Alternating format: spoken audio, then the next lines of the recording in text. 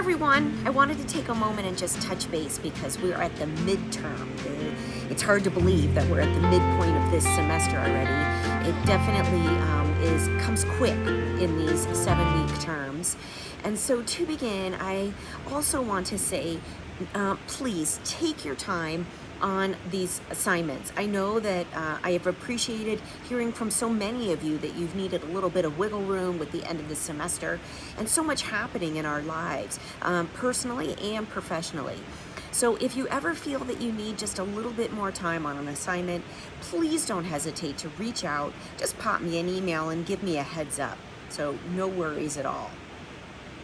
On a personal note for me, I this week celebrated my 25th wedding anniversary, and my husband and I are heading to Hawaii, actually to Kauai for our 25th wedding anniversary. We have never ever done anything like this. We've never had a trip like this.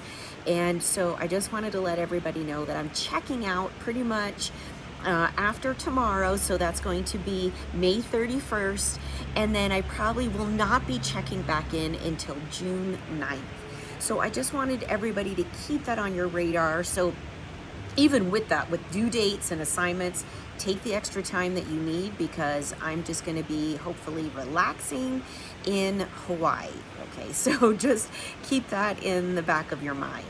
And thank you for your flexibility, and that I could go away and have this time with my husband to celebrate our anniversary. All right, so with that, I have a few other announcements. Your final projects. Remember that this is scaffolded, and I'm really, I was going to say enjoying, but I'm not sure if that's the exact word that I'm looking for, but I'm really finding inspiration. And actually, I'm finding it curious what topics you're choosing in the very first papers that you're writing. I am about halfway through the submissions that have come in, so I'm going to try and get through as many as I can before I head out for Hawaii. But if you don't hear from me on your paper, and within the next 24 hours, you can expect to hear from me as soon as I get back, and that we'll all give each other just, again, a little bit of wiggle room on that. Or just on those papers.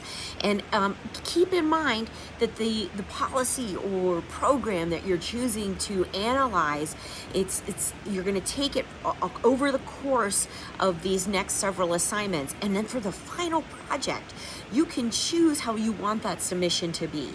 It could be a podcast, it can be a video, it can be a paper. I'm open for other ideas. So it's really an opportunity for you to share your passion in regards to a particular policy or practice in the backdrop of the lens of this course. All right, and lastly, you're going to start to see that with this module, we're going to start to shift gears with one of the assignments that you're going to see over the course of the next several modules, and it's called a read and respond.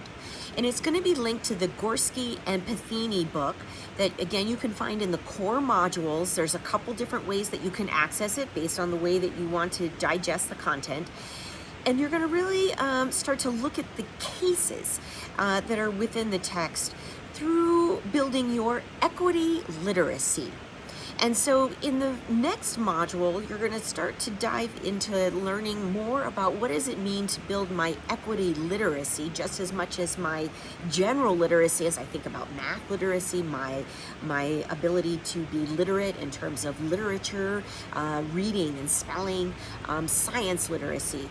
Well, we're also going to talk about that in regards to our equity literacy, or as our social justice literacy, being social justice literate, I like to think about. So we will take an opportunity now as we move through the second half of the course and really start to think about that framework within ourselves, how that impacts the work that we do.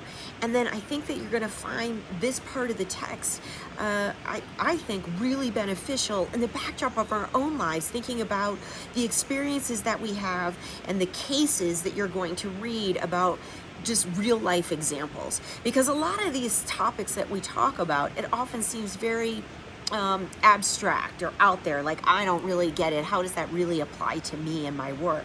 And I think that you're going to find that it's really going to come through in these chapters. All right. As always, everyone, please don't hesitate to reach out with any questions at all. And thank you again for your understanding and flexibility as I'm taking a little bit of personal time over the next week. And we'll stay in touch. Thanks.